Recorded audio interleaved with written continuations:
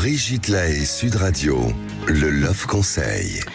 Alors Gilbert Boujaoudé, on va parler de notre zone de sécurité. On a une zone de sécurité dans laquelle nous pouvons intégrer ce qui nous arrive.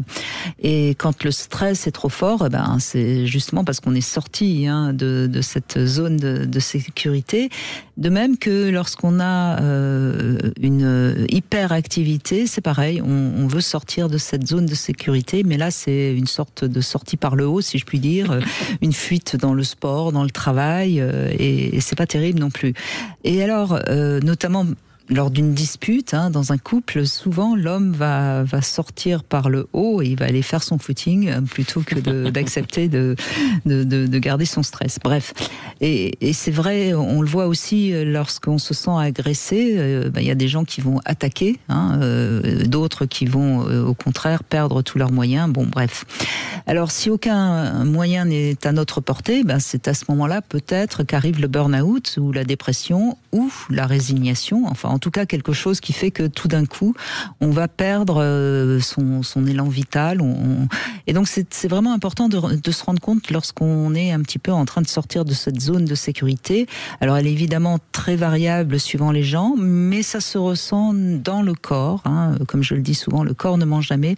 Donc, dès que vous vous sentez un petit peu mal à l'aise, vous avez l'impression d'être entouré par des personnes avec qui vous n'êtes pas spécialement bien, vous avez l'impression que vous avez un peu plus de stress, une difficulté à respirer, prenez vraiment conscience de ça et essayez de retrouver votre zone de sécurité parce que ça peut amener jusqu'au burn-out, on vient de l'entendre avec le témoignage précédent. C'est vrai, et j'adhère totalement à ce conseil et je vais même aller encore plus loin. C'est dans ces moments-là où on peut écouter notre instinct, notre intuition, et pas seulement notre cerveau. Le corps ne ment jamais, l'instinct non plus. Et si tout notre raisonnement nous dit non, mais là, je devrais rester ici, ou je devrais continuer, ou mais non, j'ai dit oui, donc il faut que je continue à faire ce que je suis en train de faire, etc. Mais que instinctivement, spontanément, on dit mais moi, je ne me sens pas bien. Ça vaut le coup d'écouter quand même, de réapprendre à écouter ça, de faire pas seulement ce qu'on pense devoir faire, mais aussi ce qu'on a envie de faire. Bien sûr. Et alors, il est évident que cette zone de sécurité, quand on rentre dans la chambre avec son partenaire ou sa partenaire, il est essentiel qu'elle soit là, parce que sinon, on risque le fiasco sexuel. Complètement. La sexualité sans sécurité, ça n'a aucun intérêt.